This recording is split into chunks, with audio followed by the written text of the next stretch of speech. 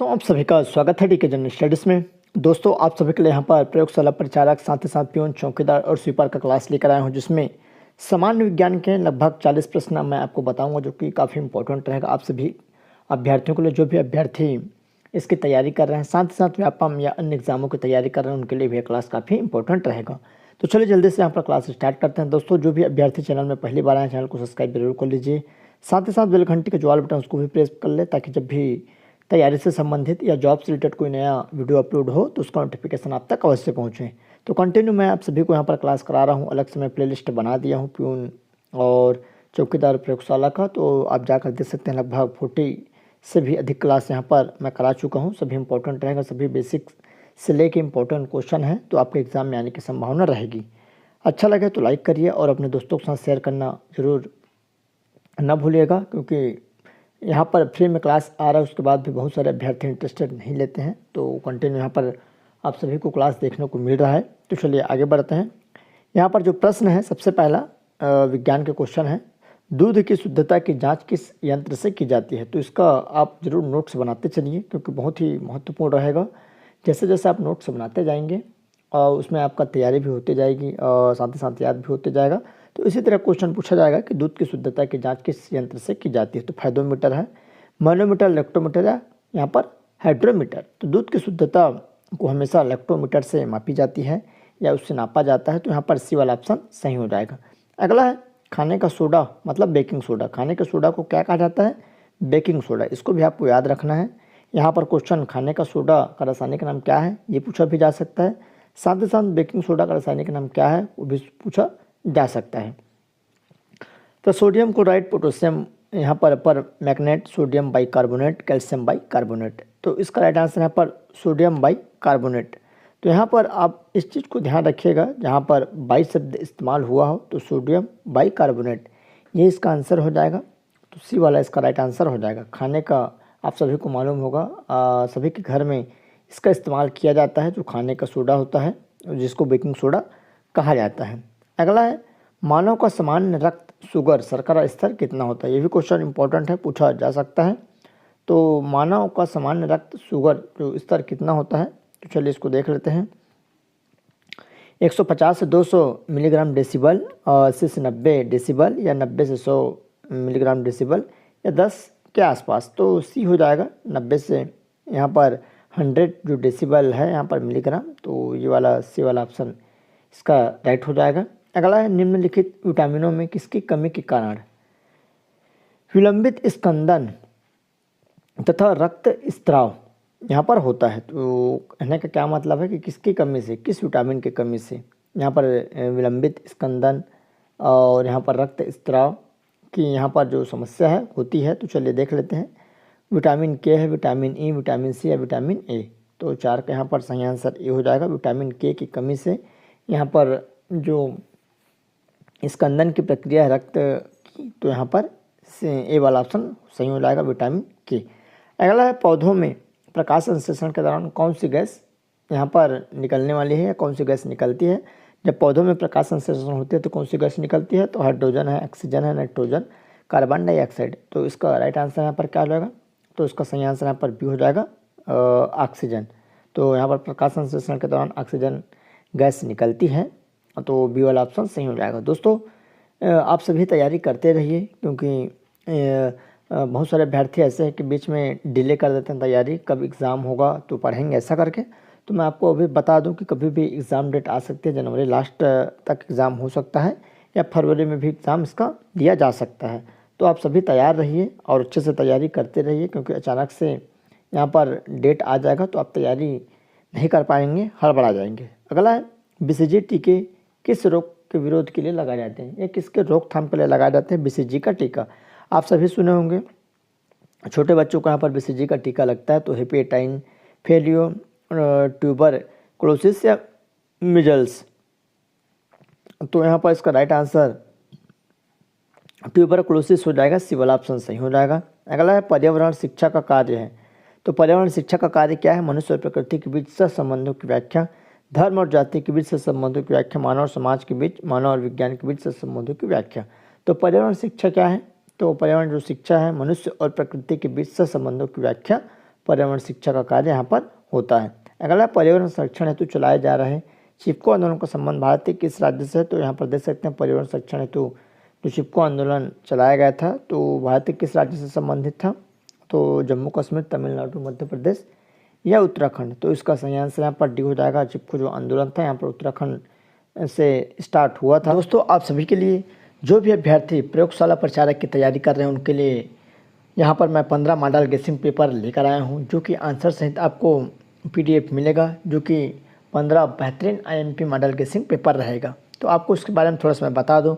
प्रत्येक सेट में सिलेबस के अनुसार 100 प्रश्न रहेंगे, जैसा आपका एग्ज़ाम होना है, जैसे आपका एग्ज़ाम आता है और जैसे सिलेबस बना हुआ है तो 100 प्रश्न पूछे जाएंगे। तो वैसे ही मैं 100 प्रश्न यहाँ पर बनाया हूँ। क्या क्या रहेगा चलिए मैं उसको आपको बता दूँ। सबसे पहले सामान्य विज्ञान के यहाँ पर टोटल 900 प्रश्न रहेंगे। जो एक सेट बना है उसमें 1 से लेकर 60 तक आपका विज्ञान के प्रश्न रहेंगे। विज्ञान के प्रश्न में आपके भौतिक रसायन मतलब भौतिक के प्रश्न, रसायन और जीव विज्ञानों का यहाँ पर प्रश्नों का संकलन देखने को मिलेगा, तो ये सब रहेंगे। उसके बाद सेकंड है भारत का भूगोल। आपके सिलेबस में तो भारत का भूगोल रहेगा, 10 प्रश्न रहेगा सभी सेटों में, तो टोटल 150 प्रश्न। उसके बाद छत्तीसगढ़ सामान्य ज्ञान के यहाँ पर प्रश्न रहेंगे और प्रत्येक सेट में आपको 20-20 प्रश्न देखने को मिलेगा। तो 15 सेट में यहाँ पर 20 प्रश्न, तो टोटल 300 प्रश्न रहेंगे। सभी IMP प्रश्न रहेगा आपके एग्ज़ाम में आने लायक। उसके बाद छत्तीसगढ़ और भारत के करंट अफेयर के प्रश्न रहेंगे, वो भी 10 प्रश्न यहाँ पर मैं सिलेक्ट किया हूँ, तो 90 से 100 तक, तो टोटल यहाँ पर 150 प्रश्न। तो इस तरह जो कुल प्रश्नों की संख्या है 1500 प्रश्न रहेंगे और सभी सिलेक्टेड प्रश्न रहेंगे आपके एग्ज़ाम में आने लायक। तो जो भी अभ्यर्थी ईमानदारी से तैयारी कर रहे हैं, जो लेने के इच्छुक हैं, वही मेरे को मैसेज कर सकते हैं। जिसको भी IMP मॉडल गेसिंग पेपर लेना हो व्हाट्सअप कर सकते हैं, ये नंबर है। और जो भी अभ्यर्थी प्रयोगशाला प्रचारक बनना चाहते हैं, जिसको मदद लेनी है, तो इसको लेकर आप कर सकते हैं। बहुत ही यहाँ पर मिनिमम चार्ज पर आपको दिया जाएगा। तो जो ईमानदारी से तैयारी कर रहे हैं वही मैसेज करें, बाकी जो टाइम पास या ऐसी फॉर्म भर। अगला है भोपाल गैस दुर्घटना, खालिस्तान विषैली गैस का स्त्राव हुआ था। तो भोपाल जो गैस दुर्घटना हुई थी यहाँ पर, तो कौन सी विषैली गैस था? लगभग 1984 के आसपास ये घटना हुई थी। और कौन से यहाँ पर जो विषैली गैस है का यहाँ पर स्त्राव हुआ था? नाइट्रोजन मोनोऑक्साइड है, मिथाइल आइसोनाइट, CFC या कार्बन मोनोऑक्साइड। तो इसका सही आंसर यहाँ पर मिथाइल आइसोसनाइट मतलब MIC हो जाएगा, तो B वाला ऑप्शन सही हो जाएगा। अगला प्रश्न है जो कि IMP रसोई गैस LPG के जलने पर कौन सी विषैली गैस निकलती है? ये क्वेश्चन इंपॉर्टेंट है। तो जब LPG गैस जलती है तो कौन सी गैस यहाँ पर निकलती है? तो मिक, कार्बन मोनोऑक्साइड, नाइट्रोजन डाइऑक्साइड या मीथेन। तो नाइट्रोजन यहाँ पर डाइऑक्साइड जो गैस है यहाँ पर निकलती है, तो C वाला इसका जो आंसर है सही हो जाएगा। अगला है ध्वनि की तीव्रता को मापने की इकाई। तो ध्वनि की तीव्रता को किससे मापा जाता है? तो वाट, जूल, डेसिबल, कैलोरी। तो ध्वनि की जो तीव्रता है उसको किससे मापा जाता है? तो यहाँ पर देख सकते हैं जो डेसिबल है, जो ध्वनि की तीव्रता है उसको डेसिबल से मापा जाता है। तो यहाँ पर इसका राइट आंसर क्या हो जाएगा? C हो जाएगा। ध्वनि की तीव्रता को जो मापने का यंत्र है यहाँ पर क्या हो जाएगा? डेसिबल, कि कितने डेसिबल में ये ध्वनि चल रही है या कोई भी साउंड है, तो इसको नापने की जो इकाई है C हो जाएगा। ग्लोबल वार्मिंग है तो एक प्रकाश रासायनिक प्रभाव है, एक प्रकाश रासायनिक अभिक्रिया, एक रासायनिक अभिक्रिया, इनमें से कौन नहीं? तो ग्लोबल वार्मिंग क्या चीज़ है? तो एक प्रकाश रासायनिक प्रभाव है, तो उसका राइट आंसर यहाँ पर A हो जाएगा। अगला, ओजोन परत में सबसे बड़ा छिद्र खालिस्तान में पाया जाता है। तो अंटार्कटिका, हिमालय, ऑस्ट्रेलिया, ग्रीनलैंड। तो ओजोन परत में सबसे बड़ा जो छिद्र है कहाँ पाया जाता है? तो उसका सही आंसर यहाँ पर क्या हो जाएगा? तो उसका जो करेक्ट आंसर है अंटार्कटिका में हो जाएगा। इसका करेक्ट आंसर A वाला। अगला, निम्नलिखित में किसने पोलियो टीके वैक्सीन की खोज की? तो कौन व्यक्ति था जिन्होंने पोलियो को टीके की खोज की, वैक्सीन की? तो जोनास साल्क है, एली हिटली, कार्नस जूस या लुई पास्चर। तो जो पोलियो का टीका है उसका जोनास साल्क हो जाएगा, ये वाला ऑप्शन सही हो जाएगा। अगला, निम्नलिखित में से किसने पोलियो टीके वैक्सीन की खोज की है? तो A जोनास साल्क। अगला प्रश्न है, निम्नलिखित में से किस विटामिन की कमी के कारण मसूड़ों से रक्त आता है और दांत हिलने लगता है? Vitamin D, vitamin C, vitamin B या विटामिन A। तो इसका सही आंसर यहाँ पर विटामिन C हो जाएगा। विटामिन C की कमी के कारण से दांत कमज़ोर हो जाती है, साथ ही साथ मसूड़ों से यहाँ पर रक्त भी निकलने लगता है और दांत हिलने लगता है। अगला प्रश्न है 16वां नंबर, विद्युत बल्ब में कौन सी गैस भरी जाती है? तो विद्युत जो बल्ब होता है उनमें कौन सी गैस भरी जाती है? तो नाइट्रोजन है, हीलियम है, आर्गन है, ऑक्सीजन है। तो विद्युत जो बल्ब होती है उसमें यहाँ पर आर्गन गैस भरी जाती है। तो सी वाला ऑप्शन सही हो जाएगा। अगला, हमारी आँखों में कौन सी लेंस पाए जाते हैं? तो हमारी आँखों के लिए जो उपयुक्त लेंस है तो दोहरी अवतल, दोहरा अवतल, उत्तल या अवतल। तो हमारी आँखों के लिए जो लेंस की आवश्यकता होती है उसमें उत्तल लेंस का प्रयोग किया जाता है। तो सी वाला ऑप्शन सही हो जाएगा। नेक्स्ट क्वेश्चन है, पक्षियों के वैज्ञानिक अध्ययन को क्या कहते हैं? तो पक्षियों के जो वैज्ञानिक अध्ययन है तो ऑर्निथोलॉजी, मैकोलॉजी, हेप्टियोलॉजी या निम्नोलॉजी। तो उसका सही आंसर यहाँ पर ये हो जाएगा, ऑर्निथोलॉजी इसका सही आंसर हो जाएगा। तो पक्षियों का जो अध्ययन है उसको ऑर्निथोलॉजी कहा जाती है। तो यहाँ पर इसका सही आंसर ये हो जाएगा। अगला है, निम्नलिखित में से कौन सा सर्प विष रहित है? तो इनमें से जो कौन सा सर्प है जो कि विष रहित है, जिसमें विष नहीं रहता? तो अजगर है, इलिपस है, डायोफिस या नाग। तो इसका सही आंसर यहाँ पर अजगर हो जाएगा, जिसमें विष नहीं पाई जाती है। ये मतलब सीधा सीधा काटने का काम नहीं करता है। ये जो सांप है सीधा खाने का काम करता है। कुछ भी जंतु है, बकरी है या छोटे प्रकार के कोई भी जानवर है उसको निगल लेती है। तो इसका सही आंसर यहाँ पर अजगर हो जाएगा। अगला, परमाणु बम का आविष्कार किसने किया? Albert Einstein, Julius Robert Oppenheimer या पियरे क्यूरी या मैडम क्यूरी। तो परमाणु बम का आविष्कार किसने किया था? तो इसका सही आंसर यहाँ पर जूलियस रॉबर्ट ओपेनहाइमर, जिन्होंने यहाँ पर परमाणु बम का आविष्कार किया था। तो 20 का सही आंसर यहाँ पर बी हो जाएगा। वह गैस जो नोबल गैस कहलाती है, आईएमपी है, वह कौन सा गैस है जो नोबल गैस कहलाती है? तो हाइड्रोजन, नाइट्रोजन, ऑक्सीजन, हीलियम। तो इसका सही आंसर यहाँ पर हीलियम हो जाएगा, जो कि नोबल गैस कहलाती है। हीरा किसका अप्रूफ है? तो कार्बन, सिलिकॉन, जर्मेनियम, सल्फर। तो हीरा जो है कार्बन का अप्रूफ है, आप सभी को मालूम होगा, भी क्वेश्चन इंपॉर्टेंट है। अगला है, घरेलू ईंधन गैस एलपीजी है तो द्रवित पेट्रोल है, द्रवित पेट्रोलियम, भारी पेट्रोलियम गैस या हल्की पेट्रोलियम गैस। तो घरेलू जो एलपीजी गैस होता है वो क्या चीज़ रहता है? घरेलू जो ईंधन में हम लोग इस्तेमाल करते हैं तो वो यहाँ पर द्रवित पेट्रोलियम हो जाएगा। तो इसका सही आंसर यहाँ पर बी हो जाएगा। अगला है, एक ट्रांसफार्मर मुख्यतः बदलता है। गांव में एक ट्रांसफार्मर होता है, आप सभी को मालूम होगा। तो इसका कार्य क्या रहता है? किस चीज़ को बदलता है? तो पावर को, आवृत्ति को, वोल्टेज को या धारा को। तो इसका सही आंसर यहाँ पर वोल्टेज हो जाएगा। एक ट्रांसफार्मर का मुख्य काम रहता है जो वोल्टेज को यहाँ पर बदलता है, सामान्य रखता है। अगला है, खतरे का सिग्नल प्राय लाल होता है क्योंकि लाल प्रकाश आँख के लिए सुखकर होता है, वेग न्यूनतम होता है, प्रकीर्णन सबसे कम चमकता है। तो इसका सही आंसर यहाँ पर सी हो जाएगा, प्रकीर्णन सबसे कम होता है। तो इसका सही आंसर सी हो जाएगा, क्योंकि खतरे का जो सिग्नल है लाल ही अधिकांश रखा जाता है, जो कि दूर से आपको अच्छे से दिखाई देती है। अगला है, नर शिशु के जन्म के लिए यहाँ पर जिम्मेवार वायु गुणसूत्र पाया जाता है। तो नर, नारी, नर मतलब पुरुष के जन्म के लिए जिम्मेवार वायु गुणसूत्र पाया जाता है। तो किसी में भी हो सकता है, निम्न दोनों में, स्त्री में, पुरुष में। तो इसका सही आंसर यहाँ पर पुरुष हो जाएगा, जो कि पुरुष में वायु जो गुणसूत्र है पुरुष में पाई जाती है। अगला है, शरीर में इंसुलिन की कमी से कौन सा रोग होता है? आईएमपी है, पूछा जा सकता है 100%। तो इसको आप जरूर ध्यान रखिए, शरीर में इंसुलिन की कमी से कौन सा रोग होता है? मधुमेह, कैंसर, ज्वर या बेरी। तो शरीर में इंसुलिन की कमी से यहाँ पर क्या होता है? मधुमेह जो रोग है होता है, ए वाला। अगला, मनुष्य की एक कोशिका में गुणसूत्र 26 जोड़े, 24 जोड़े, 23 जोड़े, 20 जोड़े। तो आप सभी को मालूम भी होगा, अगर आप तैयारी कर रहे होंगे, तो मनुष्य की एक कोशिका में 23 जोड़े मतलब 46 गुणसूत्र होते हैं। तो इसको जरूर ध्यान रखना है। अगला है, रुधिर ग्रुप ओ है।